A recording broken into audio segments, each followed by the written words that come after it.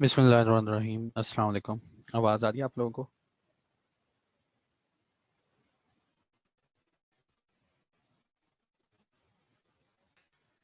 एक वॉइस और स्क्रीन का फीडबैक, फिर इंशाल्लाह हम कंटिन्यू करते हैं।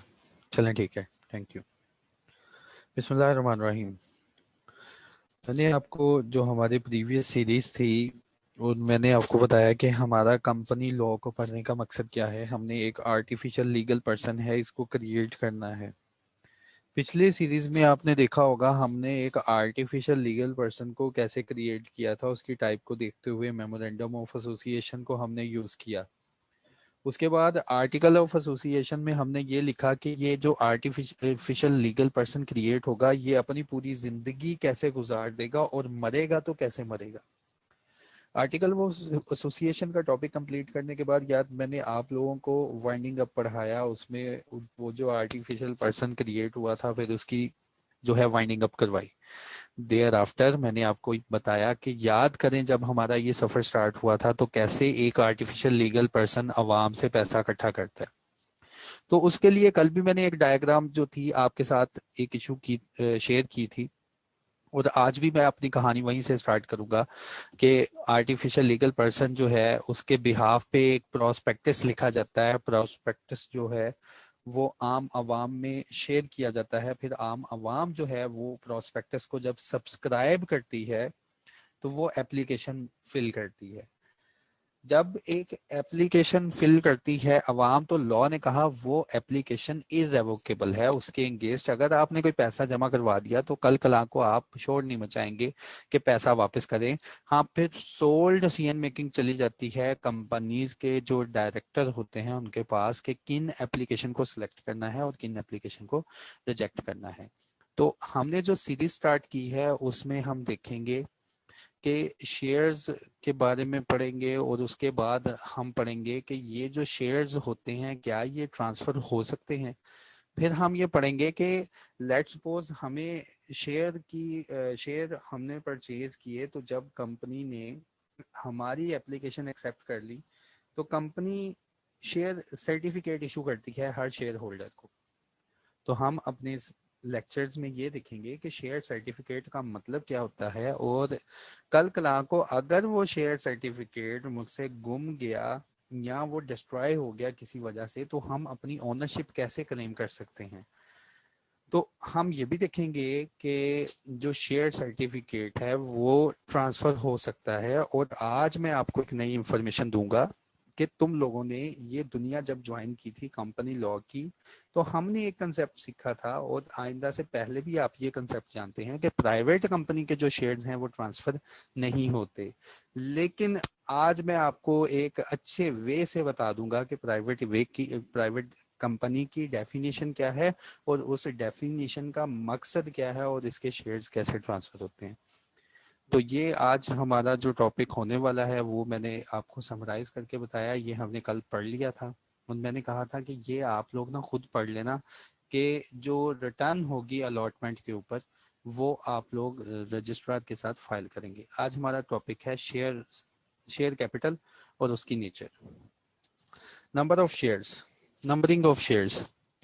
लॉ कहता है जब भी एक कंपनी कोई शेयर इशू करेगी वो एक डिस्टिंग्विश नंबर इशू करेगी हर एक शेयर को।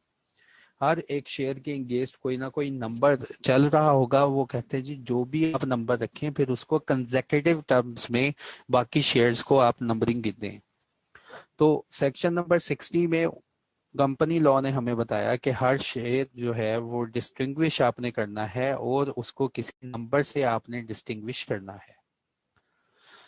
उसके बाद nature of share and other securities, law ने कहा कि जो शेयर होते हैं वो क्या होते हैं। Shares or other securities of any member in the company shall be the movable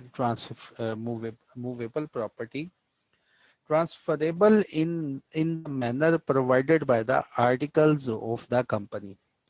देखो, जब शायद आप लोगों को पता हो कि जब हम पढ़ते हैं ना कमर्शियल लॉ तो वहां पे गुड्स की डेफिनेशन पढ़ते हैं। तो गुड्स की डेफिनेशन है every kind of movable property but not including the money and shares. तो गुड्स जो होती हैं वो बेची जाती हैं। और वहां पे डेफिनेशन पे हमने पढ़ा था कि हर जो प्रॉपर्टी जो मूव हो सकती है वो गुड्स होगी, लेकिन उसमें शेयर और मनी शामिल नहीं होगी, क्योंकि शेयर और मनी जो होते हैं ये लीगल टेंडर होते हैं। तो लॉ ने कहा कि शेयर जो होती है ये मूवेबल प्रॉपर्टी होती है और ये ट्रांसफरेबल होती है, इसको आप ट्रांसफर कर सकते हैं किसी दूसरे पर्सन को। लेकिन जैसे जमीन की सेल परचेज के लिए एक तरीकेकार है ना, इसी तरह इसी प्रॉपर्टी के लिए, ये प्रॉपर्टी के लिए भी एक तरीकाकार लॉ ने अनाउंस किया हुआ है कि जो शेयर्स होते हैं ये होते मूवेबल प्रॉपर्टी होते हैं। लेकिन जब तुमने इनको ट्रांसफर करना है तो कहता है जी कंपनी के आर्टिकल में देख लेना कि शेयर जो है वो कैसे ट्रांसफर होते हैं। तो शेयर सर्टिफिकेट क्या होता है फिर? पहले तो लॉ ने हमें बता दिया कि हर कंपनी जो क्या करेगी, हर कंपनी जो शेयर्स होंगे उनको नंबर देंगे। देयर आफ्टर उन्होंने कहा शेयर जो होते हैं ये मूवेबल और ट्रांसफरेबल होते हैं। और उसके बाद लॉ ने ये इख्तियार दे दिया कंपनी को कि तरीकाकार बनाओ खुद से कि शेयर जो है अगर कोई बेचना चाहे या खरीदना चाहे उसका तरीकाकार कंपनी अपने आर्टिकल्स में लिखे। Thereafter, share certificate to be the evidence. Share certificate का क्या मतलब होता है, ये किसका एविडेंस शो करते हैं? कहता है a share certificate if issued in physical form under common seal of the company or under official seal shall be the prima facie evidence of the title of person to such shares. Prima facie evidence कहते हैं कि ऐसा evidence जिसको देख के बाद साबित हो जाए। पहली लाइन और एंड वाली लाइन को मैंने मिला के पढ़ा। उसने कहा शेयर सर्टिफिकेट क्या है? एक ऐसा सर्टिफिकेट है अगर ये आपके पास फिजिकली पड़ा है ना, और उस फिजिकली कागज के ऊपर कंपनी की कॉमन सील या ऑफिशियल सील पड़ी है, उस कागज के ऊपर कंपनी की कॉमन सील या ऑफिशियल सील लगी हुई है, तो कहता है जी ये जो सर्टिफिकेट होगा ये एक प्रमा फिशाई एविडेंस है, ये एक देख के ही पता चल जाता है कि पर्सन इन शेयर्स का मालिक है। अब ये कॉमन सील और ऑफिशियल सील्स क्या होती हैं? देखो बच्चों, आप लोगों को ना यार मैट्रिक में ना हुकूमत की तरफ से, बोर्ड की तरफ से एक सनद मिलती है। अगर आप आज उसको गौर से उठा के देखोगे ना तो उसके ऊपर एक ऐसी स्टैंप लगी हुई है जो कि बिल्कुल पेपर के ऊपर उसको कहते हैं कि इनग्रेव हुई हुई है, कि आप उठा के देखेंगे तो आपको ऐसा लगेगा कि ये स्टैंप है जो पेपर के अंदर ही इनग्रेव है। और ये कॉमन सील होती है, इसकी मैं एग्जांपल भी आपको यहाँ पे शो करवा देता हूँ कि ये किस टाइप की होती है। ये मशीनी स्टैंप होती है और जब इसको दबाया जाता है, प्रेस किया जाता है, तो ये पेपर के ऊपर अपना निशान छोड़ जाती है पक्का। तो लॉ कहता है जी अगर एक कोई ऐसा सर्टिफिकेट आपके पास मौजूद है जिसके ऊपर ये पक्का निशान, इनग्रेविंग वाला निशान मौजूद है और वो कंपनी का है, और उसके ऊपर कुछ ऐसा लिखा हुआ है जिसको देखते ही पता चल जाए कि आप ओनर है, तो लॉ कहता है शेयर सर्टिफिकेट का मतलब ही यही है कि उसको देख के पता चल जाए कि आपकी कंपनी में ओनरशिप है। हाँ, अगर a certificate if issued in book entry form specifying the shares held by any person or share held in the central depository system। एक सिस्टम होता है यार इन्वेस्टमेंट करने का, सेंट्रल डिपॉजिटरी सिस्टम। एक तो सिस्टम होता है जिसके थ्रू हमें शेयर मिलते हैं, एक्चुअली शेयर जो है कंपनी हमारे नाम इशू कर देती है। बाज दफा हम अपनी इन्वेस्टमेंट को सिक्योर करने के लिए सीडीसी, सेंट्रल डिपॉजिटरी सिस्टम के थ्रू इन्वेस्टमेंट करते हैं। सीडीसी एक किस्म का ब्रोकर की तरह काम करता है। जैसे आप बैंक में अकाउंट ओपन करवाते हैं ना, इसी तरह एक सीडीसी एक कंपनी है। आप आज ही इसे गूगल पे देखें, ये इन्वेस्टमेंट को सिक्योर करती है आपकी, कि अगर आपने किसी कंपनी में इन्वेस्टमेंट करनी है ना तो आपको कहीं जाने की जरूरत नहीं। सीडीसी कहती है मेरे साथ अकाउंट खोलो और हमारी लिस्ट में से कंपनी चूज करो, और जब आप हमारे साथ अकाउंट ओपन कर लेंगे तो आपके अकाउंट में हम शेयर ट्रांसफर कर देंगे। तो लॉ ने कहा शेयर सर्टिफिकेट सुनो दो तरह का होता है, एक होता है फिजिकल और एक होता है इलेक्ट्रॉनिकल। इलेक्ट्रॉनिकली शेयर किसके पास होंगे, कहता है जी अगर कोई सीडीसी वाला सिस्टम है ना, तो जिसके अकाउंट में जितने शेयर होंगे वो प्रामा फिशाई देख के अकाउंट को पता चल जाएगा कि ये इन शेयर्स का मालिक है। हाँ, अगर ये शेयर सर्टिफिकेट आपके पास मौजूद है तो लॉ कहता है ये प्रामा फिशाई एविडेंस है, ये देख के और कंक्लूसिव करने वाला एविडेंस है कि आप इन शेयर्स के मालिक हैं। तो ये था शेयर सर्टिफिकेट का मकसद। तो शेयर सर्टिफिकेट मैंने ये ड्रा किया कि हर कंपनी का मुख्तलिफ होता है, उसके ऊपर लिखा जाता है कि हम वेरीफाई करते हैं ये फलां पर्सन जो है ये इतने शेयर्स का मालिक है। और जब इसको ट्रांसफर करते हैं तो इसकी बैक साइड पे जैसे चेक को इंडोर्स किया जाता है वैसे ही शेयर्स को भी ट्रांसफर किया जाता है। Transfer of shares and other securities, shares को ट्रांसफर करने का एक लीगल वे है और लॉ ने कहा कंपनी अपने आर्टिकल्स बनाएगी कि शेयर्स को कैसे ट्रांसफर करेंगे, फिर इनके ऊपर गाइडलाइन प्रोवाइड कर दी गई। देखो अगर तुम ये जो मैंने चार्ट बनाया इसको याद कर लोगे ना तो आपको आने वाले जितने सेक्शंस है ना शेयर्स के ऊपर कि शेयर्स और अदर सिक्योरिटीज कैसे ट्रांसफर होती हैं आपको उनकी लग समझ जाएगी। सबसे पहले कहते जी आपने अगर शेयर या सिक्योरिटीज ट्रांसफर करनी है तो सबसे पहले आप क्या करेंगे, application for transfer of shares और सिक्योरिटीज जो है वो टाइप करेंगे। एप्लीकेशन और ट्रांसफर ऑफ शेयर्स वगैरह ये आप खुद से नहीं लिखेंगे, ये प्रेस्क्राइब्ड फॉर्म होते हैं, बने बनाए फॉर्म होते हैं। तो उन बने बनाए फॉर्म को यूज करने के बाद आप क्या करेंगे, इन बने बनाए फॉर्म्स को यूज करने के बाद आप कंपनी के रजिस्टर ऑफिस में प्लेस कर देंगे। डायरेक्टर की जिम्मेदारी है, लॉ ने आगे बताएगा कि डायरेक्टर की जिम्मेदारी है विद इन जो है time period 15 days from the date of deposit, director की जिम्मेदारी है तमाम कार्रवाइयां पूरी करे। और ट्रांसफर की एप्लीकेशन आई है, यकीनन हमें पता है कि एप्लीकेशन के ऊपर एक ट्रांसफरर होगा और एक ट्रांसफरी होगा। ट्रांसफरर शेयर का मालिक, शेयर का मालिक और ट्रांसफरी जिसके नाम पे शेयर मुंतकिल करने हैं। कहता है लॉ कहता है अगर डायरेक्टर के पास कोई एप्लीकेशन आ जाए तो वो प्रेस्क्राइब्ड फॉर्म के ऊपर होगी और वो रजिस्टर ऑफिस में जमा कर देंगे। पहला केस, अगर डायरेक्टर ने एप्लीकेशन को एक्सेप्ट कर दिया, डायरेक्टर एप्लीकेशन को एक्सेप्ट करेंगे, वो क्या करेंगे with in prescribe time next क्या करेंगे, इशू कर देंगे, सॉरी इशू कर देंगे share certificate with in prescribe time. पहला सिनेरियो ये है कि एप्लीकेशन आई, डायरेक्टर ने एक्सेप्ट किया, तो वो विद इन प्रेस्क्राइब्ड टाइम जो लॉ ने टाइम अनलॉ किया है उसके अंदर अंदर सारी कार्रवाइयां लॉ कहता पूरी करके issue and deliver the share certificate in the name of new transferee. तो उसके फौरन बाद ये डायरेक्टर क्या करेंगे, रजिस्टर खोलेंगे जिसके ऊपर लिखा हुआ है हमारे कौन कौन से मेंबर हैं। उस रजिस्टर में इसकी एंट्री कर दी जाएगी कि किसके नाम शेयर ट्रांसफर हो चुके हैं और कौन सा शेयर सर्टिफिकेट इसकी जगह रिप्लेस किया है अगर किया है। ठीक है, पहला तो ये तरीकाकार लॉ ने कह दिया कि एप्लीकेशन आई और चुप करके एक्सेप्ट हो गई। दूसरा तरीकाकार, बाज दफा ये होता है कि एप्लीकेशन प्रॉपरली ड्राफ्ट करवाई गई थी, ट्रांसफरर ने एप्लीकेशन लिखी थी, ट्रांसफर ने एक लीगल डॉक्यूमेंट यूज किया था और उस लीगल डॉक्यूमेंट में उसने ट्रांसफरी को ओनर बना दिया था अपने शेयर का कि आप ये एप्लीकेशन और ये लीगल डॉक्यूमेंट ले जाना कंपनी के हेड ऑफिस और कंपनी वाले क्या करेंगे, वो आपको मेरे शेयर ट्रांसफर कर देंगे। अब ट्रांसफरर और ट्रांसफरी ने ये एप्लीकेशन बनाई। इन केस अगर वो एप्लीकेशन लॉस्ट हो जाती है और ट्रांसफरर भी मौजूद नहीं है, ट्रांसफरर हमें पता है कैसे मौजूद नहीं होगा, उसकी लीगल एग्जिस्टेंस मौजूद नहीं है, या तो वो उसकी डेथ हो जाती है या वो इंसेंस हो जाता है या वो बेचारा पागल हो जाता है। तो लॉ में जैसे जैसे एग्जिस्टेंस नहीं मौजूद होती, इनकम्पिटेंसी, तो वो हो गई उसकी। तो ट्रांसफर डीड बाद में जी लॉस्ट हो गई।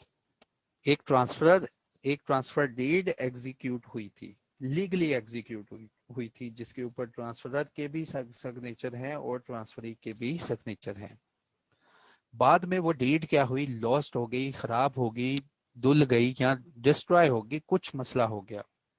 तो लॉ कहता है ट्रांसफरी जो है वो फिर प्रूफ देगा डायरेक्टर्स को कि जी सच में एक ट्रांसफर डीड बनी थी, और एक आइडेंटिटी देगा, डायरेक्टर को एक कसम देगा लीगल फॉर्म के ऊपर कि अगर इस ट्रांसफर डीड के ऊपर कल को किसी ने आप लोगों के ऊपर केस किया तो वो केस आप लोगों के लिए नहीं, वो लीगली मेरे ऊपर केस होगा। तो उनको एक आइडेंटिटी देगा और तसल्ली देगा कि वाकई सच में ट्रांसफर डीड एग्जीक्यूट हुई थी, जिसको प्रॉपरली एग्जीक्यूट किया गया था। लेकिन कुछ सर्कमस्टांसेस ऐसे हुए हैं जिनकी वजह से ये या तो डिस्ट्रॉय होगी, म्यूटिलेटेड होगी, या गुम गई है। तो दूसरा केस, दूसरा सिनेरियो ये होता है कि अगर एक अच्छा ट्रांसफर एग्जीक्यूट हुआ लेकिन वो गुम गया। तीसरा केस, एक एप्लीकेशन हेड ऑफिस में आई और डायरेक्टर्स जो है उन्होंने रिफ्यूज कर दिया कि हम ट्रांसफर नहीं करेंगे, कोई मसला है। तो लॉ कहता है डायरेक्टर दिल में नहीं कह देंगे कि रिफ्यूज कर दो ट्रांसफर को, डायरेक्टर जो है नोटिस देंगे रिफ्यूजल का, और नोटिस जो है रिफ्यूजल का ट्रांसफरी को जाना चाहिए कि उन लोगों ने आपकी एप्लीकेशन को रिफ्यूज कर दिया है। फिर ट्रांसफरी के पास यहाँ से दो राइट निकलते हैं, वो या तो डायरेक्टर के डिसीजन को एक्सेप्ट कर लेंगे या वो डायरेक्टर के खिलाफ कंप्लेन फाइल कर देंगे एससीसीपी में। और लास्ट है transfer to successor in interest or nominee of deceased. बाज दफा होता है कि एक पर्सन अपनी लाइफ में ही, बल्कि रिक्वायरमेंट है, एक पर्सन अपनी लाइफ में ही अपने नाम के आगे एंड के ऊपर रजिस्टर में खाली जगह होती है कि इन केस अगर आपकी डेथ होगी तो हमें बताए कि आपके बिहाफ पे ये शेयर किसको ट्रांसफर किए जाएं। तो लॉ कहता है आप अपना नॉमिनी सिलेक्ट करके जाया करें जब भी जाते हैं। तो नॉमिनी क्या होता है? नॉमिनी ऐसा पर्सन होता है जो डेथ हो जाती है पर्सन की तो उसको रिप्रेजेंट करता है। तो लॉ कहता है इन केस ऑफ डेथ नॉमिनी को शेयर ट्रांसफर किए जाएंगे, और नॉमिनी बाद में क्या करते होते हैं, कोर्ट के डिसीजन का वेट करते हैं, और फिर जिसका जितना इंटरेस्ट बनता है उसको वो शेयर ट्रांसफर कर देते हैं, उसको बोलते हैं सक्सेसर इन इंटरेस्ट। तो ये सारा तरीकाकार अब हम पढ़ने जा रहे हैं।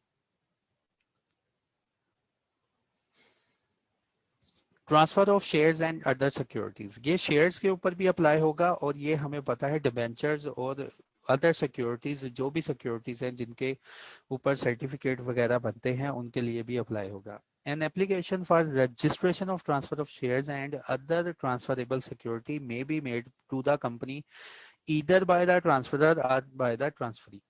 तो लॉ ने कहा जो एप्लीकेशन आती है ट्रांसफर की वो दो लोगों में से कोई भी प्लेस कर सकता है कंपनी के पास, या तो ट्रांसफरर जो ये शेयर वगैरह ट्रांसफर कर रहा है वो, या ट्रांसफरी जिसको मुंतकिल, जिसके नाम पे मुंतकिल होने हैं उसको।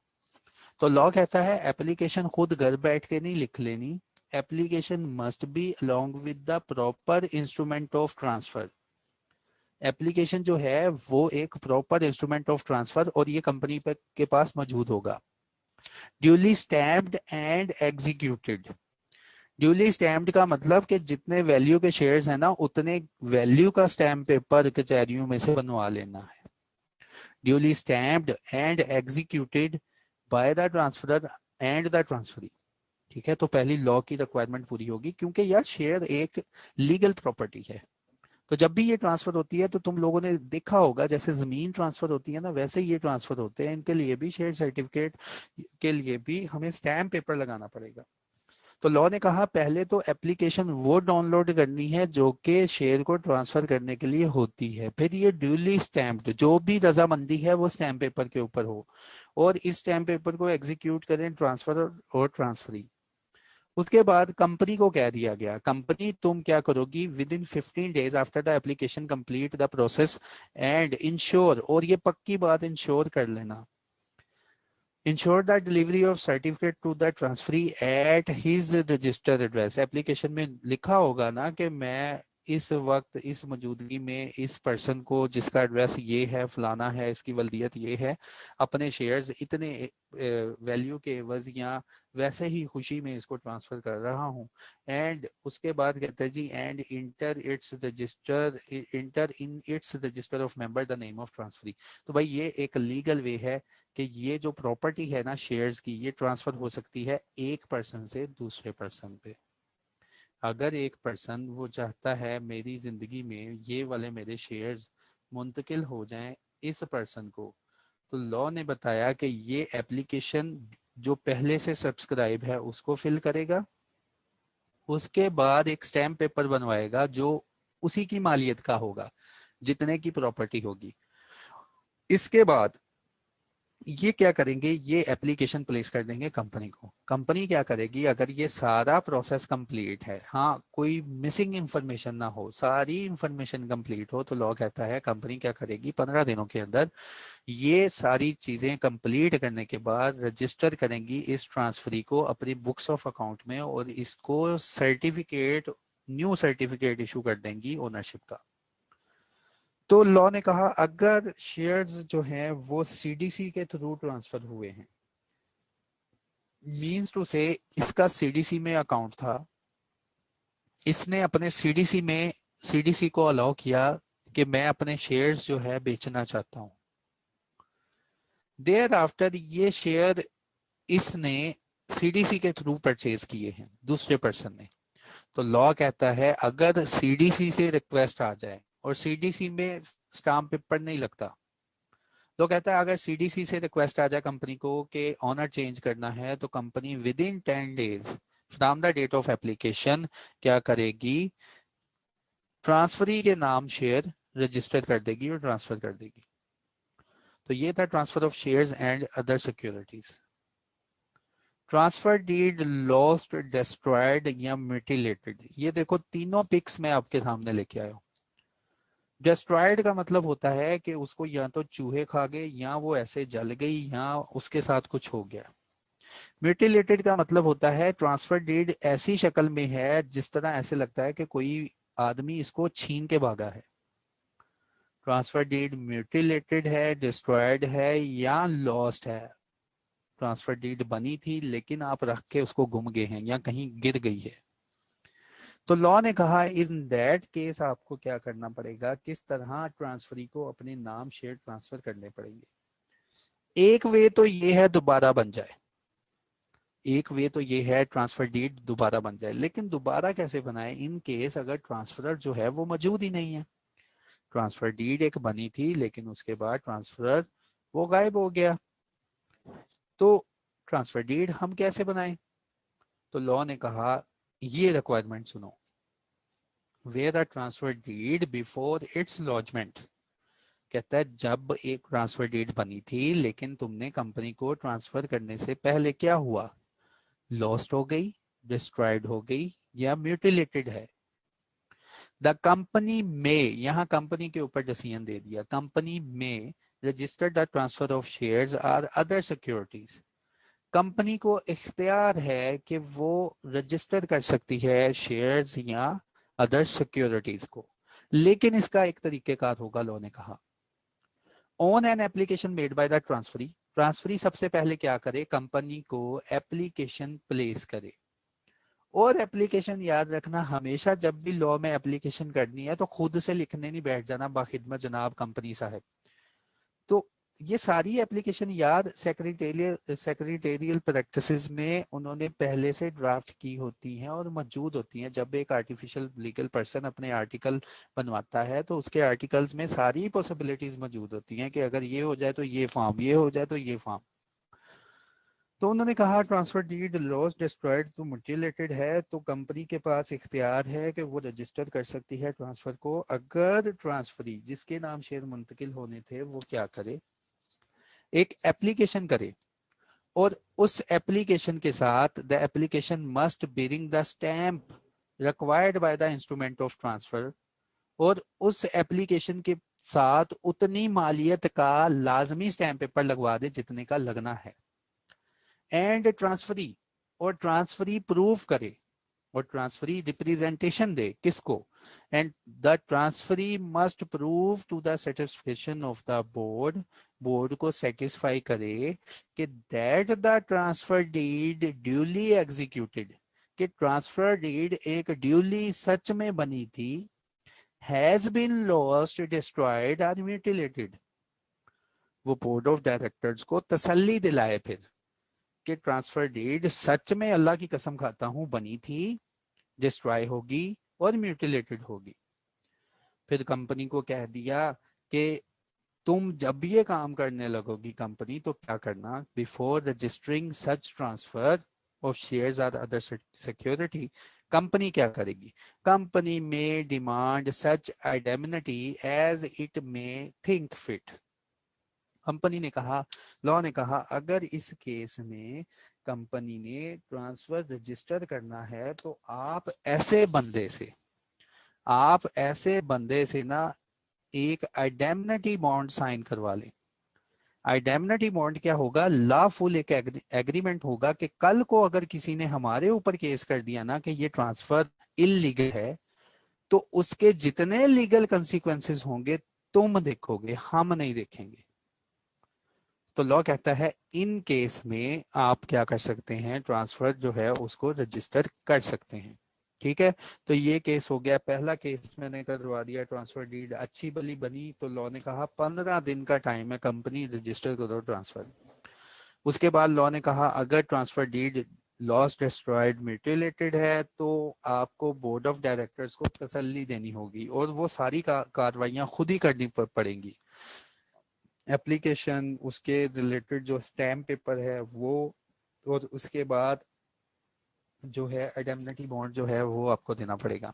अब आपकी तरफ से यार ये क्वेश्चन नहीं आना चाहिए सर कितनी मालियत के लिए कितना स्टैम्प पेपर, यार we are accountant not lawyer. ठीक है, तो ये लॉयर्स का काम होता है, हम अपने लीगल एडवाइजर से पूछ सकते हैं कि यार इतने मालियत के शेयर्स के ऊपर, इतनी मालियत की प्रॉपर्टी के ऊपर कितना स्टैम्प लगता है। ठीक है, तो ये मैंने पहले ही कंफ्यूजन आपका दूर कर दिया कि आपको सोचने की जरूरत नहीं, कचहरियों में लोग बैठे हुए हैं स्टैंप लगाने के लिए। उसके बाद register of transfer, her company अपने पास एक रजिस्टर रखेगी जिसमें वो सारी एंट्री रखेगी अलहदा से कि कितने शेयर ट्रांसफर हुए हैं। Every company shall maintain at its register office a register of transfer of shares and other securities. Such register open to be inspection है, लेकिन अभी मैंने तुम्हें इंस्पेक्शन नहीं पढ़ाई कि किसी भी डॉक्यूमेंट की इंस्पेक्शन कैसे करते हैं। ठीक है, तो अभी इसको ऐसे याद कर लेना कि such register open to be inspection है। फिर उसने कहा nothing shall prevent a company from registering a share holder और other securities holder a person to whom the right to any shares or security of the company has been transmitted by the operation of law। तो law ने अपने पास power रख ली। Law ने कहा अगर हमने कहीं हुक्म दिया तो कंपनी को दुनिया में कोई ताकत नहीं रोकेगी ये काम करने के लिए। अगर लॉ ने हुक्म दे दिया ना कंपनी को कि हम तुम्हें हुक्म देते हैं ये वाले जो शेयर हैं XYZ के, ये ट्रांसफर कर दो BCW के नाम, तो लॉ कहता है कि कंपनी को दुनिया में कोई ताकत ऐसा काम करने से नहीं रोकेगी और कंपनी ये बात मानेगी। उसके बाद any violation to this section shall be an offence liable to the penalty level of 2। अगर रजिस्टर में अगर आपने कोई गलती की तो लॉ कहता है उसके ऊपर पेनल्टी लेवल 2 लगेगा। डायरेक्टर्स को कह दिया खबरदार तुमने कभी भी ट्रांसफर को रिफ्यूज नहीं करना। Board not to refuse the transfer of shares. Law ने कहा एक अच्छी भली और सेहतमंद एप्लीकेशन के ऊपर डायरेक्टर कभी भी इनकार नहीं करेंगे। The board shall not refuse to transfer any shares or securities unless the transfer deed is or for any reason defective or invalid। अगर ट्रांसफर डीड में कोई डिफेक्ट है तो डायरेक्टर को इख्तियार दे दिया गया कि ना कर दो, लेकिन अगर एक अच्छी भली और सेहतमंद एप्लीकेशन आ गई है ना तो उसके ऊपर डायरेक्टर कभी भी इनकार नहीं करेंगे। Company shall within 15 days, company 15 दिनों के अंदर where the transferee is central depository, अगर ट्रांसफरी जो है वो सेंट्रल डिपॉजिटरी है सेंट्रल डिपॉजिटरी सिस्टम क्या होता है यार, अभी मैंने आपको एक्सप्लेन किया कि जब आप इन्वेस्टमेंट करते हो सीडीसी के थ्रू, सीडीसी के थ्रू की एग्जांपल एक सोशल एग्जांपल से मैं समझाता हूं कि आपके पास पैसा है, आप ये पैसा प्लेस करते हो बैंक में, ठीक है, आप ये पैसा प्लेस कर देते हो बैंक में, और बैंक में लाजमी आपको पता है कोई ना कोई अकाउंट होता है, ऐसे तो नहीं ना बैंक के पास आप पैसा छोड़ के आ जाते हो, अकाउंट होता है। तो जैसे तुम्हारा पैसा बैंक में किसी अकाउंट में पड़ा होता है ना, इसी तरह इन्वेस्टर्स को एक तसल्ली देने के लिए कि एक सच में एक ब्रोकर है और ये कंपनी है, एक सीडीसी कंपनी है। सीडीसी कंपनी क्या करती है, अपने अकाउंट होल्डर से पैसा लेती है, जैसे बैंक लेता है। इसने फिर आगे बनाए होते हैं अकाउंट कि आपके अकाउंट में हाँ जी इतना पैसा आ गया, अब बताएं हमारी लिस्ट में ये कंपनी के शेयर्स पड़े हुए हैं, किस में इन्वेस्ट करना है, ठीक है। तो सीडीसी क्या करती है, बंदे से पूछती है कि तुम्हारे अकाउंट में पैसा आ गया, बताओ इन्वेस्टमेंट कहाँ करनी। तो बंदा अपने अकाउंट से पैसे यूज करके ना अपने अकाउंट में इन्वेस्टमेंट को ले आता है। तो जैसे इन्वेस्टमेंट आई है ऐसे इन्वेस्टमेंट वापस बिक भी सकती है। तो इन दैट केस देखो सीडीसी के पास शेयर पड़े थे, उसने पैसे यूज किए, इन्वेस्टमेंट दे दी, इसका मतलब ट्रांसफरर कौन हुआ, सीडीसी। सीडीसी ने इसके साथ अकाउंट खोला, इससे पैसे लिए, और सीडीसी ने क्या किया, इन रिटर्न इसको शेयर इसके नाम इसके अकाउंट में डाल दिए। और इसी तरह जब इस बंदे ने शेयर बेचने हैं तो किसको बेचेगा, सीडीसी को बोलेगा अपने शेयर वापस ले लो, मेरे अकाउंट में जितने पैसे बनते हैं शेयर की मालियत के मुताबिक वो वापस दे दो। तो इन केस अगर लॉ ने कहा ट्रांसफरर या ट्रांसफरी सीडीसी है, ठीक है, सेंट्रल डिपॉजिटरी है, तो आप ट्रांसफर किया करेंगे, पीछे हमने पढ़ा था 10 डेज के अंदर अंदर। तो सीडीसी के ऊपर requirement, company shall within 15 days or where the transferee is central depository system within 5 days from the date on which the instrument of transfer was lodged with it notify the defect or invalidity. Law ने कहा director अगर तुमने कोई note किया है ना कि कोई डिफेक्ट है, लेट्स सपोज ट्रांसफरी अपना स्टैंप साइन करने भूल गया, ट्रांसफरी के रजिस्टर एड्रेस नहीं है, या ट्रांसफरर है उसने अपने सिग्नेचर वैसे नहीं किए जैसे रजिस्टर है, तो कोई डिफेक्ट है, तो कहता है अगर तो ये मैनुअल एप्लीकेशन है तो 15 दिन के अंदर इन दोनों को बताओ। लेकिन अगर ये सीडीसी के थ्रू है, अगर सेंट्रल डिपॉजिटरी सिस्टम के थ्रू तुम्हें रिक्वेस्ट आई है शेयर ट्रांसफर की, तो विद इन 5 days इनको बताओ कि डिफेक्ट क्या है और इनवैलिडिटी क्या है। फिर उसके बाद कहता है the transferee shall after the removal of such defect and invalidity be entitled to relaunch the transfer deed with the company. Law ने कहा जब एक ट्रांसफरी दोबारा एप्लीकेशन को अच्छी तरह साइन करवा लेता है या डिफेक्ट रिमूव करवा लेता है, तो कंपनी के साथ दोबारा एप्लीकेशन फाइल कर देगा और डायरेक्टर उसको फिर से फॉलो करेंगे। Notice of refusal to transfer, if a company refuses to register a transfer of any shares or other securities, अगर एक कंपनी रिफ्यूज करेगी शेयर्स को ट्रांसफर करने के लिए या अदर सिक्योरिटीज को, company shall within 15 days after the date on which the instrument was lodged, company क्या करेगी, ट्रांसफरी को नोटिस भेजेगी कि मुबारक हो हमने ट्रांसफर जो है उसको रिफ्यूज कर दिया है। Any failure of the company to give the notice, अगर कंपनी ने ये नोटिस ना दिया ट्रांसफरी को, तो क्या करेंगे, any failure of the company to give notice of refusal after the expiry of period shall be deemed refusal of transfer। कहता है अगर कंपनी भूल जाती है ना नोटिस देना, तो इसका मतलब ये नहीं कि ट्रांसफर हो गया, ठीक है, ट्रांसफर नहीं मुकम्मल होगा। उसके बाद हर बंदा जो इस सेक्शन का ऑफेंस करेगा उसके ऊपर लायबिलिटी होगी लेवल 2 की। अपील अगेंस्ट ट्रांसफर, अब एक सीक्वेंस के साथ हमें पता चल गया कि ट्रांसफर करना है तो कैसे करना है। अगर रिफ्यूजल आ गया तो फिर उसके बाद हमने क्या करना है, या तो चुप करके बैठ जाएंगे, या हमारे पास राइट है कि जो स्टैट्यूटरी कंपनी है जिसने इस कंपनी को कंट्रोल किया हुआ है उसको एप्लीकेशन कर दें। और याद रखना, एप्लीकेशन कभी भी तुमने घर बैठ के नहीं लिखनी है, एप्लीकेशन के लिए हमेशा प्रेस्क्राइब्ड फॉर्म मिलेगा। Appeal against refusal for registration of transfer.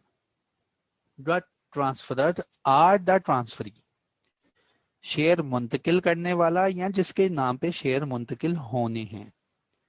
Are the person, या इनके अलावा वो person who gives the intimation of transmission bye operation of law, या कोई ऐसा पर्सन जिसको लॉ ने इख्तियार दिया है कि ट्रांसफर की इंटीमेशन दे। एज द केस में भी, जिनको बहुत दुख हुआ है, एग्रीव्ड बाय द रिफ्यूजल और ट्रांसफर, जिनको बहुत दुख और तकलीफ हुई है, may appeal to the commission within a period of 60 days from the date of refusal. Company ने बता दिया 15 दिनों के अंदर कि भाई हमने ट्रांसफर नहीं करना। कंपनी ने, लॉ ने कहा, रीजन भी बताया कि किस रीजन के बुनियाद पर आपने मना किया है। और हमें पता है अगर वो ये काम नहीं करेंगे तो हर ऑफिसर को, हर डायरेक्टर को लेवल 2 की पेनल्टी लगेगी। और जब डायरेक्टर को पेनल्टी लग जाती है, और हमें ये भी पता है, लॉ पढ़ा है, कि डायरेक्टर डायरेक्टर नहीं रहेगा, तो लॉ ने कह दिया कि जब भी तुम्हारे पास एप्लीकेशन आए, ट्रांसफरी, ट्रांसफरर, या वो बंदा जो लॉ के थ्रू कंपनी को इंटीमेशन देने गया था कि ट्रांसफर कर दें, उनको रिफ्यूजल लिखना पड़ा और उनको बड़ा दुख हुआ, तो वो क्या करेंगे, कमीशन को अपील कर देंगे। और लॉ ने कहा अपील जो है आपने within 60 days from the date of refusal करनी है। कमीशन क्या करेगा, कमीशन दोनों पार्टीज को बुला लेगा। Commission shall provide the opportunity of hearing to the parties concern. पर कमीशन सारी पार्टीज को इकट्ठा कर लेगा, एक पंचायत बना लेगा। फिर कमीशन क्या करेगा, कमीशन में by an order in writing, commission जो भी हुक्मनामा इस पंचायत में इशू करेगा, यार सच में पंचायत नहीं लगा लेंगे, ठीक है, तो ये आपको याद हो जाए इसलिए ये वर्ड बोल रहा हूँ। द कमीशन में by an order in writing direct that transfer और transmission should be registered by the company. कहता है जी कमीशन जो है ऑर्डर, हुक्मनामा इशू करेगा इन राइटिंग कि ट्रांसफरर और transmission should be registered by the company, company को लाजमी रजिस्टर करनी चाहिए। The company shall give the effect to the decision within 15 days from the receipt of decision. Company से इस हुक्मनामे के ऊपर 15 दिनों के अंदर काम करेगी। कमीशन में also such give such incidental and consequential directions as to the payment of cost or otherwise as it may deems fit. Commission company को ये भी कह सकता है कि ये जो ट्रांसफरर और ट्रांसफरी है, इनको दुख हुआ है, इनके मजीद पैसे लगे हैं हमें एप्लीकेशन करने के ऊपर, तुम ये पैसे इनको वापस दोगे। उसके बाद if default is made in given to the effect, अगर कमीशन के ऑर्डर के ऊपर कोई डिफॉल्ट किया गया तो लेवल पेनल्टी का लगेगा, स्टैंडर्ड स्केल 3 का, और ये बहुत बड़ी पेनल्टी है, एंड लेवल की पेनल्टी है। तो यहां तक बच्चों हमारा कंप्लीट होता है ट्रांसफर। तो इसको याद करने के लिए बेस्ट वे ये है कि आप इसकी मैपिंग करें। आईसीएमए की प्रीवियस हिस्ट्री में देखूं ना, तो कभी भी इस एरिया से क्वेश्चन नहीं आया, कभी भी। मैंने रिटन पेपर देख लिए, मैंने दो जो है आईसीएमए के एमसीक्यूज वाले पेपर देख लिए, इस एरिया में से हो सकता है एमसीक्यू आ जाए, लेकिन कभी रिटन नहीं लिखवाता। तो आप इस एरिया को मैप कर लोगे ना, तो अपनी लैंग्वेज में, अगर लेट्स सपोज शायद आ जाए, ठीक है, प्रीवियस ट्रेंड तो मैंने बता दिया, लेकिन शायद अगर आ गया ना, तो ऐसी एक डायग्राम बना लो। एप्लीकेशन दी, डायरेक्टर क्या करेंगे, 15 दिन के अंदर एक्सेप्ट करेंगे, 15 दिन के अंदर एक्सेप्ट ना किया, सॉरी 15 दिन के अंदर एक्सेप्ट करेंगे, रजिस्टर अमेंड करेंगे, रजिस्टर सर्टिफिकेट इशू कर देंगे। ट्रांसफर डीड लॉस्ट है, ट्रांसफरी क्या करेगा, प्रूफ देगा, इंडेमनिटी देगा, और उसके बाद ट्रांसफर जो है डायरेक्टर कर सकते हैं। अगर रिफ्यूजल हो जाए डायरेक्टर मस्ट नोटिस देगा, हमेशा नोटिस देगा 15 दिन के अंदर। आप रिफ्यूजल को एक्सेप्ट करेंगे या अपील फाइल कर देंगे, और कमीशन हमेशा जो है ट्रांसफरर और ट्रांसफरी के हक में ही फैसला देगा। अगर कंपनी ने ना माना तो उसके ऊपर लेवल 3, यानी कि ये बहुत अच्छा आपका हो जाएगा कंसाइज। उसके बाद transfer to the successor in or nominee. अगर एक पर्सन की डेथ हो जाती है तो उसके जो होते हैं लीगल रिप्रेजेंटेटिव, उनके नाम शेयर ट्रांसफर हो जाते हैं। वो सेक्शन यार 2 है मेरे ख्याल से, मैं प्लेस करना यहाँ पे भूल गया। तो वो बिल्कुल इजी सेक्शन है। उनमें लिखा होगा कि एक पर्सन जब उसकी डेथ हो जाती है तो कंपनी क्या करेगी, शेयर ट्रांसफर करेगी नॉमिनी के नाम पे।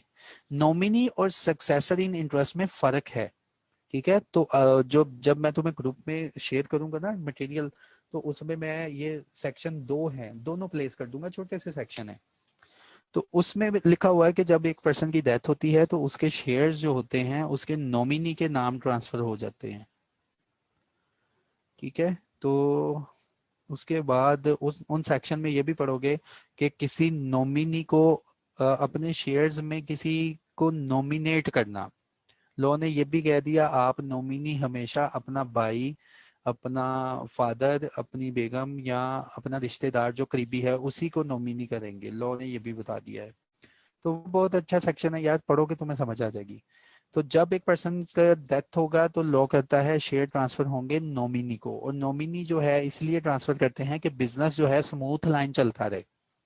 नॉमिनी उतनी देर तक फैसले करेगा जितनी देर तक कोर्ट से सक्सेशन सर्टिफिकेट नहीं आ जाता, कोर्ट से फैसला नहीं आ जाता कि कितनी मालियत के शेयर्स किसको ट्रांसफर करने हैं। और जब फैसला आ जाता है तो नॉमिनी क्या करेगा, ये वाले शेयर्स, एक अलहदा सेक्शन है transfer to the successor in interest, उन लोगों को ट्रांसफर कर देगा जिनके हाथ में सक्सेशन सर्टिफिकेट होगा कोर्ट की तरफ से, कि एक बंदा मर गया और इसकी 1/2 जायदाद इसको ट्रांसफर, 1/3 जायदाद उसको ट्रांसफर, जो भी लॉ बना हुआ है ट्रांसफर के ऊपर उसके मुताबिक ये काम हो जाएगा। तो ये सारा था यार ट्रांसफर का वे। अब एक डेफिनेशन याद करो, मैं तुम्हें इस दुनिया से निकाल के एक नई दुनिया में लेके जाना चाहता हूँ। Restriction on transfer of share by private company. यार प्राइवेट कंपनी की डेफिनेशन याद करते हैं। एक पहले दिन से जब तुम मेरे साथ हो तो मैंने तुम्हें पढ़ाया था प्राइवेट कंपनी। वो डेफिनेशन यहाँ पढ़ी होगी, मैं तुम्हें बताता हूँ फिर समझाता हूँ इस डेफिनेशन का मतलब क्या है। मैंने कहा था प्राइवेट कंपनी ऐसी कंपनी जो कि अपनी जिंदगी के असूलों में LRP के ऊपर चलती है, कि उसने अपनी जिंदगी की किताब में लिख लिया है, अपने आर्टिकल्स में ही लिख लिया है ये वर्ड्स। देखो, एक ऐसी कंपनी जो कि अपने आर्टिकल्स में, आर्टिकल्स क्या होते हैं, रूल बुक होती है, पूरी जिंदगी बयान कर दी जाती है कंपनी की, आर्टिफिशियल लीगल पर्सन कैसे और कहाँ पे ऑपरेट करेगा। तो आर्टिकल में अगर LRP के वर्ड आ जाए तो उसके ऊपर कंपनी अपनी सारी जिंदगी गुजार देती है। अब देखो इसमें आर क्या है सर, इसमें आर है रिस्ट्रिक्शन लगी हुई है, restriction to transfer the shares, कि जिस बंदे ने इन्वेस्टमेंट की है ना इस प्राइवेट कंपनी में, वो कभी भी, लॉ ने कहा इस, सॉरी लॉ कहता है, ये आर्टिकल्स कहते हैं कि वो कभी भी अपने शेयर ट्रांसफर नहीं करेगा, लेकिन फिर भी हो जाते हैं। अच्छा, नीचे है प्रोहिबिशन, कि ये कंपनी जो प्राइवेट कंपनी है अपनी जिंदगी में कभी भी लोगों से पैसा मांगने नहीं जाएगी। तो यह लॉ में ना 2 वर्ड्स होते हैं, शायद मैंने पिछले लेक्चर्स में भी आपको समझाए थे वर्ड्स, और ये वर्ड्स मैंने आपको समझाए थे प्रिंसिपल लाइन ऑफ बिजनेस में, कि प्रिंसिपल लाइन ऑफ बिजनेस क्या है। वहां 2 वर्ड्स मैंने आपको समझाए थे, रिस्ट्रिक्शन एंड प्रोहिबिशन। प्रोहिबिशन का मतलब होता है पक्का ही ना, पक्की पक्की ना, कि आप ये काम कर ही नहीं सकते। और प्रिंसिपल लाइन ऑफ बिजनेस में हमने पढ़ा था प्रोहिबिशन है कि आप कोई ऐसा काम नहीं करेंगे कि जो अनलॉफुल है, कि लॉ ने कह दिया पक्की पक्की ना है कि तुम ये काम नहीं कर सकते। इसी तरह कंपनी के आर्टिकल में लिखा हुआ है, प्रोहिबिशन है प्राइवेट कंपनी के ये पब्लिक के पास नहीं जाएगी, कि पक्की पक्की ना है, ये प्राइवेट पर्सन मर सकता है अपनी जिंदगी में, लेकिन ये पब्लिक के पास अपने शेयर्स लेके नहीं जाएगा। हाँ, फिर दूसरा होता है रिस्ट्रिक्शन। मैंने वहां पे समझाया था, रिस्ट्रिक्शन का मतलब होता है कि आप यहाँ पे काम नहीं कर सकते। हाँ, अगर तुमने काम करना है तो तुम्हें स्पेशल अप्रूवल चाहिए। जैसे आप देखते हैं ना, ये सारा आम नहीं है, बराए मेहरबानी अपनी शिनाख्त करवाएं कि वहां पे रिस्ट्रिक्शन लगी हुई है, ये जगह आम नहीं है गुजरने वाली, यहाँ पे रिस्ट्रिक्शन लगी है। अगर आपने अपनी शनाख्त करवा दी और हमने एक्सेप्ट कर लिया तो आप यहाँ से गुजर सकते हैं। तो वो होते हैं रिस्ट्रिक्टेड एरियाज।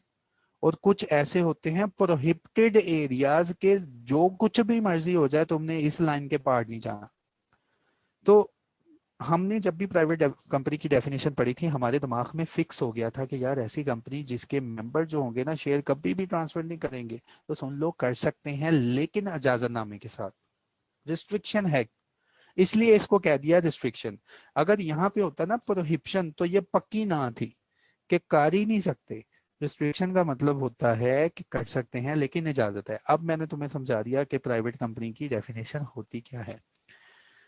हमने जितना भी तरीकाकार पढ़ा है शेयर ट्रांसफर करने का, वो एक पब्लिक कंपनी का पढ़ा है कि पब्लिक कंपनी के डायरेक्टर के पास अगर चली गई ना कोई एप्लीकेशन, उसका डिटेल में मैंने तुम्हें पीछे तरीकाकार समझा दिया, क्योंकि डायरेक्टर जो है कभी रिफ्यूजल नहीं करेंगे, और 15 दिन के अंदर जो भी करना है फैसला करेंगे, या तो ट्रांसफर करेंगे या उसके ऊपर नोटिस करेंगे। हाँ, अब बात करते हैं प्राइवेट कंपनी की, जहाँ पे मेंबर्स फिक्स हैं।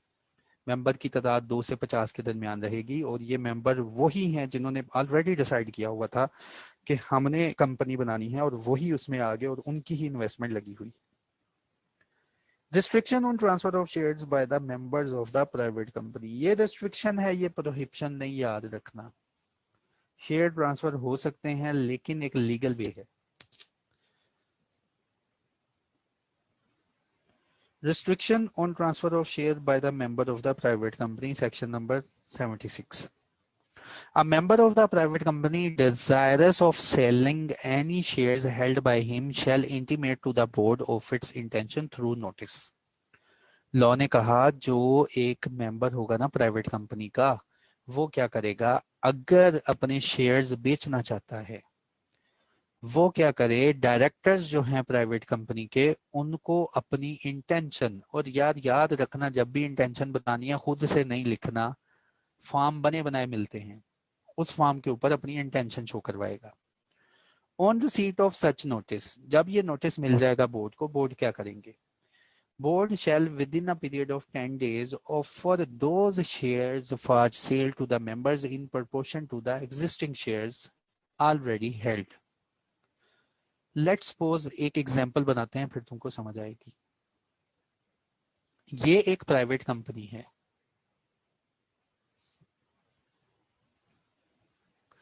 इसमें ये एक मिस्टर है,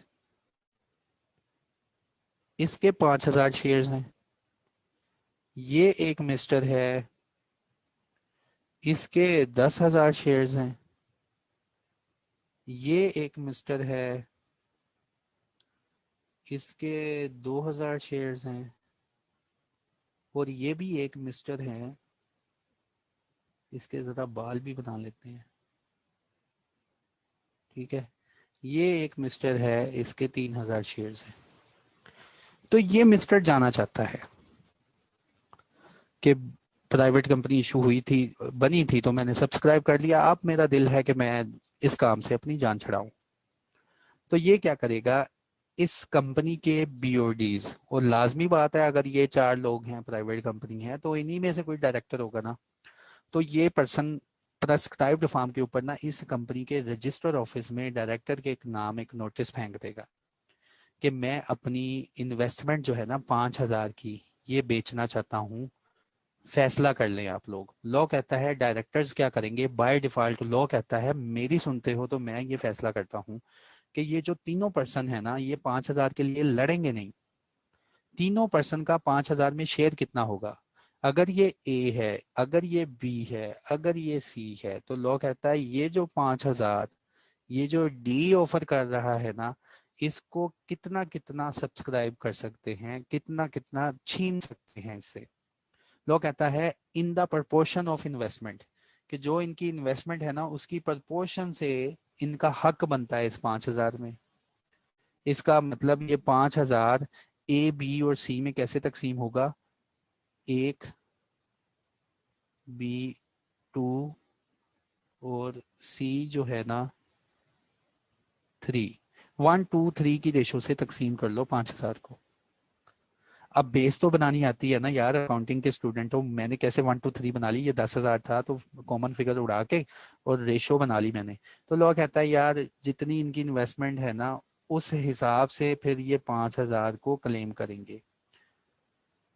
तो ए का हिस्सा कितना बनेगा, ए का हिस्सा शेयर्स में बनेगा। अगर ए ने शेयर परचेज करने हैं ना, तो लॉ कहता है ए कितने शेयर परचेज करेगा, अभी निकाल लेते हैं। 5,000 तकसीम 3 और 6, ए जो है इसमें इतने शेयर्स परचेज करेगा, 833। आगे राउंडिंग है, राउंडिंग नहीं परचेज कर सकते, ठीक है। ए जो है ये परचेज करेगा 833। उसके बाद बी कितना परचेज करेगा, इसका डबल। बी जो है इतने, बी का राइट है, ये इतना परचेज कर सकता है। सी जो है वो कितना परचेज करेगा, सी जो है जी लॉ ने कह दिया वो इतना परचेज करेगा, तो ये 5,000 का मसला रिजॉल्व होगा। तो याद रखना इस एग्जांपल से कि अगर प्राइवेट कंपनी में एक पर्सन जो प्राइवेट कंपनी बन जाती है उस पर लिखा होता है रिस्ट्रिक्ट है कि आप ट्रांसफर नहीं कर सकते, लेकिन अगर किसी ने जाना है ना तो एग्जिस्टिंग मेंबर्स को इंटीमेट करेगा कि मैं यहाँ से जाना चाहता हूँ। तो जो बाकी बच जाने वाले मेंबर्स हैं, लॉ कहता है तरीकेकार तो ये है कि इन्वेस्टमेंट को उसी रेशो से सब्सक्राइब करें जितना इनका पीछे पे शेयर बच जाता है। तो उसी हिसाब से ये 5,000 के तकसीम कर लेंगे आपस में अपने आप को। फिर वो कहता है ये क्या, लेटर बनाएंगे एक, और इस लेटर को कहते हैं ऑफर फॉर सेल, कि एक मेंबर जो डी है इसके लिए ये शेयर ऑफर कर रहा है आप लोगों को। The letter of offer for sale जो है ये बनाएगा सेक्रेटरी, कंपनी का सेक्रेटरी बनाएगा। The letter of offer for sale shall be dispatch to the members through. कहता है फिर सेक्रेटरी जो है ना ये सारे काम जरब तकसीम के करके हर मेंबर को ना एक लेटर बना के भेज देगा। और वो मेंबर्स को लेटर कैसे भेजेगा, रजिस्टर पोस्ट के थ्रू या कुरियर के थ्रू या थ्रू इलेक्ट्रॉनिक मोड, वो इन मोड्स के थ्रू लेटर भेजेगा। फिर लेटर में लिखा क्या होना चाहिए, जैसे नोटिस में मैंने बताया था ना कि क्या होता है, इसी तरह लॉ ने बता दिया नोटिस में, इस लेटर में क्या होगा। Letter of offer for sale shall specify, ये लेटर क्या स्पेसिफाई करेगा, number 1 number of shares to which the member is entitled. Number of shares जो कि जैसे तुम्हारे उस्ताद ने कैलकुलेट किए ना लेटर में, वही कैलकुलेशन करके इन मेंबर्स को भेजी जाएगी कि ये लेटर है ऑफर फॉर सेल का, डी कंपनी से जाने लगा है। ऑफर के मुताबिक आपके ए को जब लेटर जाएगा ना उसको बताया जाएगा आपके इतने शेयर्स बनते हैं, और बी को बताया जाएगा आपके इतने शेयर्स बनते हैं। और ये नोटिस जब सी के घर में जाएगा, उसके रजिस्टर्ड एड्रेस पे जाएगा, तो उसमें बताया जाएगा कि आपके इतने शेयर बनते हैं, ठीक है। तो हर नोटिस जो है, हर लेटर जो है स्पेसिफाई फिर करेगा कि किस मेंबर का कितना हिस्सा बनता है इस इन्वेस्टमेंट में। फिर बताया जाएगा प्राइस पर शेयर, कि शेयर प्राइस कितने का एक शेयर डी बेच रहा है। And specify the time limit, और टाइम लिमिट इम्पोज की जाएगी कि कितने टाइम के अंदर within which the offer if not accepted be deemed as declined। 10 दिन का टाइम है लेट्स सपोज कि अगर आपने ऑफर को सब्सक्राइब नहीं किया तो क्या होगा, डीम्ड एज डिक्लाइंड, सोचा जाएगा कि आपने ऑफर को डिक्लाइन कर दिया है। If whole or any part of shares, अब जिसके पास लेटर गया है वो या तो सारे शेयर्स को सब्सक्राइब कर लेगा अगर उसके पास पैसा मौजूद है डी को देने के लिए, जितने उसके हक में आते हैं, या जितने पैसे उसके पास हुए। जैसे ए का इख्तियार था 833 शेयर्स परचेज करे, लेकिन ए ने कितने शेयर्स परचेज किए, लेट्स सपोज 500 परचेज किए। इसका मतलब उसके पास 500 की कैपेसिटी थी, उसने कहा 500 शेयर मैं परचेज कर सकता हूँ, इख्तियार था 833 का। तो लॉ कहता है इफ होल और any part of share offered is declined, अगर सारे के सारे शेयर्स या कोई हिस्सा डिक्लाइन हो जाता है और is not taken, the board may offer such shares to other members in proportion to their share holding. तो लॉ कहता है जितना हिस्सा बच जाएगा वो फिर इसी परसेंटेज से बाकी मेंबर में तकसीम कर दिया जाएगा जो उनकी इन्वेस्टमेंट में शेयरिंग होगी। लेट्स सपोज, फिर एक एग्जांपल बनाते हैं। लेट्स सपोज ए के पास इख्तियार था 833 शेयर जो है वो परचेज कर ले, लेकिन ए के पास पैसा ही नहीं है।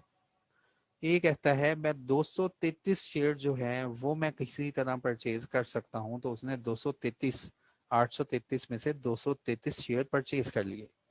तो इन दैट केस 233 शेयर तो इसने सब्सक्राइब कर लिए, बाकी कितने बच गए, बाकी बच गए जी 600 शेयर्स। तो लॉ कहता है बाकी शेयर्स का इख्तियार फिर बी और सी के पास चले जाता है, लेकिन बी और सी इसके लिए कितनी फाइट करेंगे, इन द रेशो ऑफ 2 और 3। ठीक है, जितना जितना इनका कैपिटल में हिस्सा होगा ना वही फिर इनकी रेशो बन जाएगी। इन द रेशो ऑफ 2 और 3, ये फिर इस 600 को आपस में तकसीम कर लेंगे। तो हर बच जाने वाला शेयर इकट्ठा कर लिया जाएगा।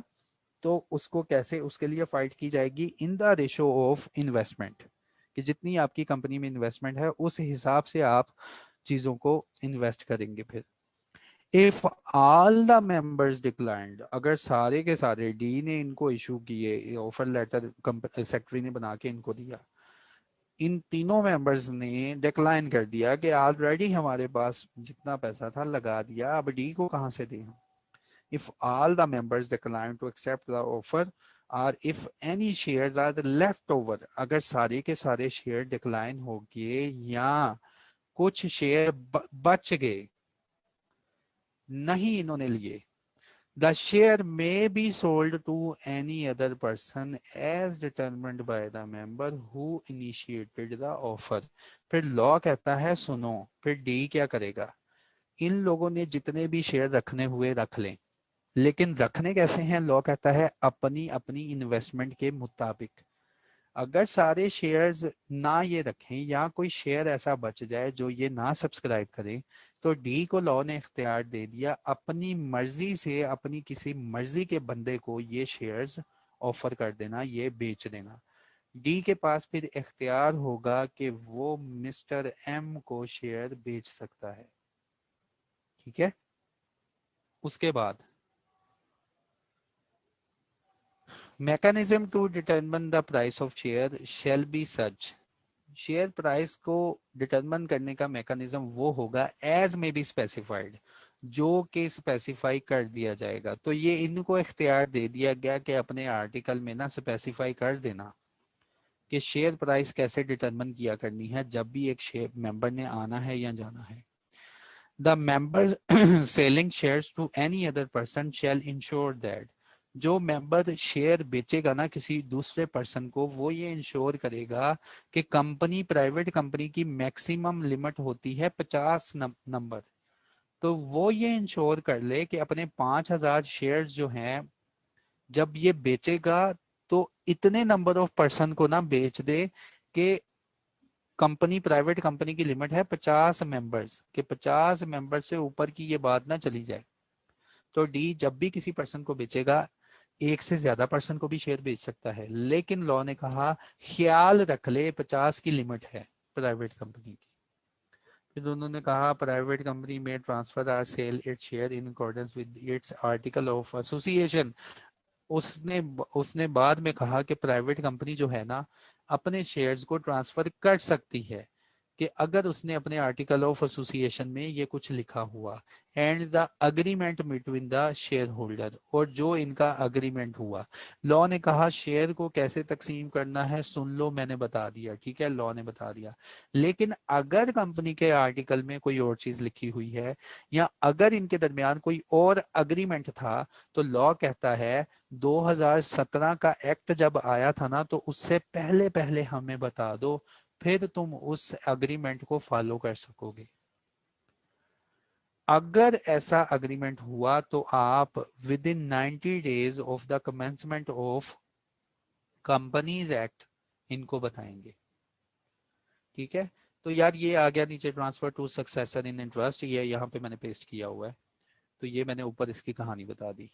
तो अब आपका कोई क्वेश्चन है तो यार मुझसे पूछें, मैं आपके क्वेश्चन का जवाब दूंगा। मैंने एक तवील घंटा आपको पढ़ाया, बनता है आपसे पूछूंगे, कोई कंफ्यूजन है तो मुझे बताएं। ये आप खुद पढ़ेंगे अब 2 सेक्शन। सर अगर कोई, तो फिर क्या होगा प्राइवेट कंपनी के केस में? हाँ वो फरहान शायद आपको जवाब मिल गया होगा कि अगर कोई मेंबर सब्सक्राइब ही नहीं करता शेयर, तो उस मेंबर के पास इख्तियार आ जाता है कि वो शेयर्स को मार्केट में बेच दे, ठीक है। ये अभी हमने पढ़ा, और ये मैंने सिनेरियो भी बना के दिया तुम्हें। अगर आपका क्वेश्चन है उसे टाइप करें।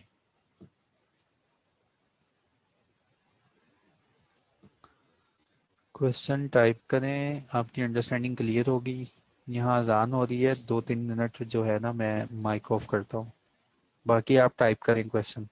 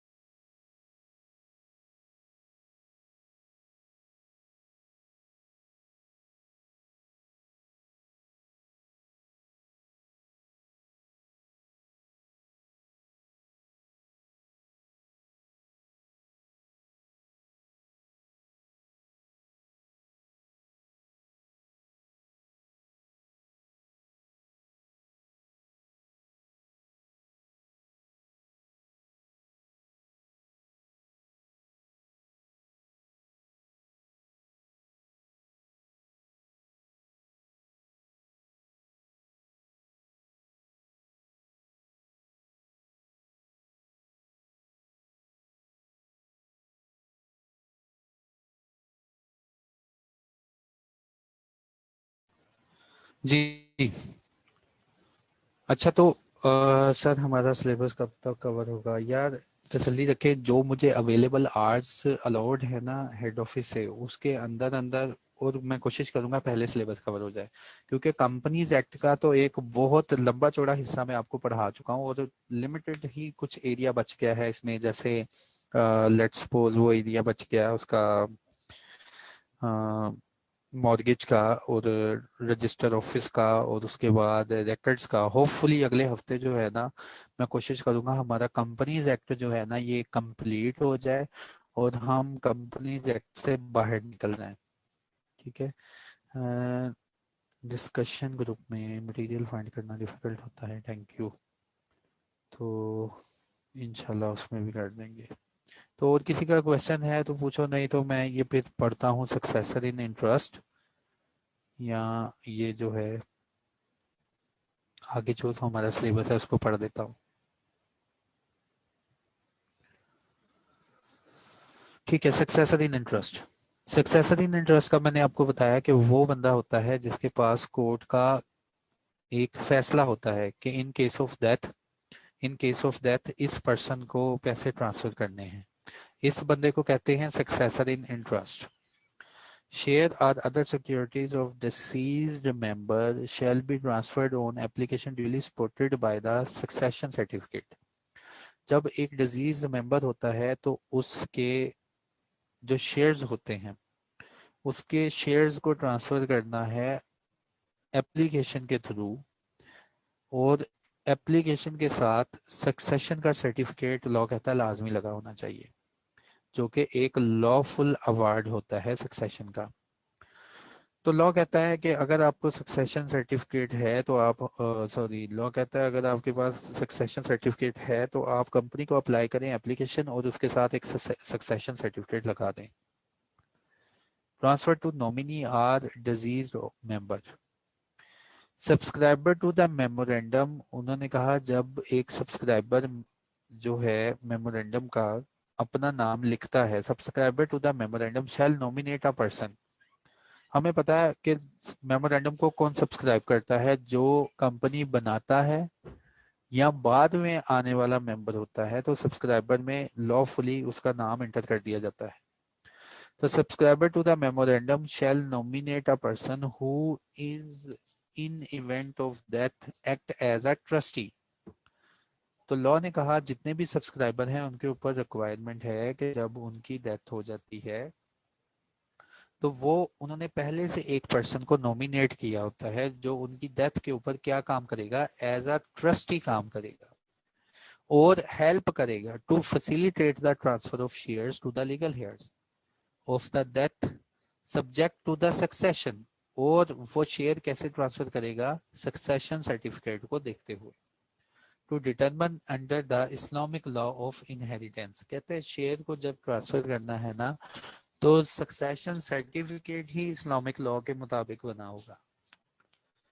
And in case of non Muslim member as per their respective law, और अगर डेथ हुई है नॉन मुस्लिम मेंबर की तो उसके जो रिस्पेक्टिव लॉज हैं उनके मुताबिक, उनके इनहेरिटेंस के मुताबिक ये फैसला करेगा जो ट्रस्टी होगा। लेकिन फैसला जो भी मेड होगा लॉ ने कहा सक्सेशन सर्टिफिकेट के ऊपर होगा। और यहाँ पे कोर्ट को गाइडलाइन प्रोवाइड की गई कि वो जो भी फैसला करेगा इस्लामिक है तो इस्लामिक लॉ के मुताबिक, अगर कोई दूसरा मेंबर है तो उस लॉ के मुताबिक। Person to be nominated shall not be a person other than the relatives. जब भी आप किसी कंपनी के शेयर्स लेंगे तो लॉ ने कहा नॉमिनी किसको बनाना है, persons to be nominated shall not be a person other than the relatives of the member। जब भी आप शेयर परचेज करेंगे तो किसी पर्सन को नॉमिनी बनाना है तो लॉ ने कहा इनके अलावा किसी और को नॉमिनी नहीं बनाना। मसलन suppose father mother brother sister son or daughter, यही रिश्ते होंगे जो कि नॉमिनी बनेंगे, लेकिन ये सक्सेसर इन इंटरेस्ट तब बनेंगे जब कोर्ट का फैसला आएगा। तो लॉ कहता है इनमें से एक पर्सन को आपने अपना नॉमिनी बनाना है, सबको एक साथ नाम ना लिख देना। उसके बाद पर्सन नॉमिनेटेड शैल, अगर पर्सन जिसको नॉमिनेट किया shall after the death of member be deemed as, उसको सोचा जाएगा as a member of the company till the shares are transfer to the legal heirs. Law ने कहा काम कंपनी का स्मूथ चलता रहे उसकी डिसीजन मेकिंग के लिए जिसको नॉमिनेट किया है, जब तक कोर्ट की कार्रवाई पूरी नहीं होती तो ये मेंबर क्या करेगा, कंपनी में सोच लिया जाएगा, ये नॉमिनेटेड मेंबर कंपनी का परमानेंट मेंबर सोच लिया जाएगा और जब तक शेयर ट्रांसफर नहीं होते लीगल हेयर्स को। If the deceased was a director, अगर मर जाने वाला एक डायरेक्टर था, other than a listed company की ये बात है। If deceased was a director of the company, अगर ये डिजीज्ड एक डायरेक्टर था कंपनी का, other than the listed company, ये लिस्टेड कंपनी के अलावा बात बताने लगे हैं। The nominee shall also act as director of the company, nominee क्या करेगा, वो डायरेक्टर बन जाएगा कंपनी का। To protect the interest of the legal heirs, के लीगल हेयर्स का जो इंटरेस्ट है उसको अच्छी तरह प्रोटेक्ट कर ले। उसके बाद nomination shall not bias the right of members, law ने कहा ये नॉमिनेशन जो होगी मेंबर का राइट बायस नहीं करेगी। Making the nomination to transfer dispose of or otherwise deal in shares owned by him, law कहता है किसी को नॉमिनेट करना आपका राइट खराब नहीं करता। लॉ कहता है लेट्स सपोज अगर किसी ने अपना नॉमिनी मुकर्रर कर दिया ना कि इन केस ऑफ माय डेथ ये वाले शेयर्स जो होंगे ये नॉमिनी के नाम पे ट्रांसफर होंगे और नॉमिनी बाद में लॉ कहता है ये शेयर आगे ट्रांसफर करेगा। लेकिन फिर आगे लॉ बताता है कि नॉमिनी का नाम लिखना आपका जेन्युइन राइट खराब नहीं करेगा कि आप अपनी जिंदगी में वो शेयर बेच दें या डिस्पोज ऑफ कर दें या अदरवाइज किसी और को ट्रांसफर कर दें। तो इस बात को बताने लगा है law. Nominee the nomination shall not bias the right of the member. ये नॉमिनेशन करना मेंबर का राइट खराब नहीं करेगा। ठीक है। The nomination shall not bias the right of the member making the nomination.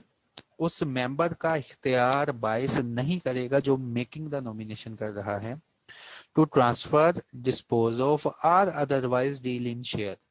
उसका ये वाला राइट खत्म नहीं करेगा कि वो ट्रांसफर करे डिस्पोज ऑफ करे या शेयर के साथ डील करे ओन्ड बाय हिम जो उसने अपने रखे हैं during his life time. Life time के दौरान अगर आप शेयर को कहीं ट्रांसफर या बेचेंगे तो कहता है जी नॉमिनेशन आपका ये राइट खराब नहीं करेगी।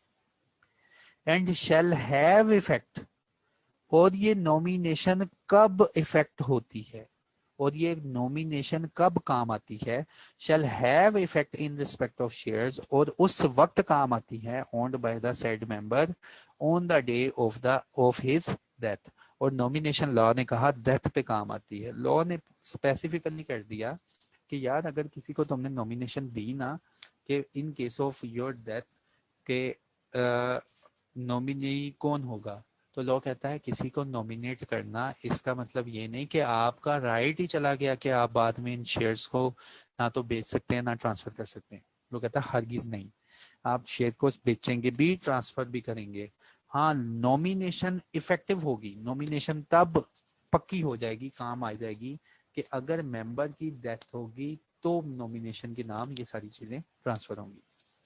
तो आज का लेक्चर था हमारा ये वाला ट्रांसफर ऑफ शेयर्स का। होपफुली आप सब लोगों को समझ आ गया। मैं वेट कर रहा हूँ अगर आपके कोई क्वेश्चन है तो मुझसे आस्क करें तो मैं उनका रिस्पॉन्स करूँ।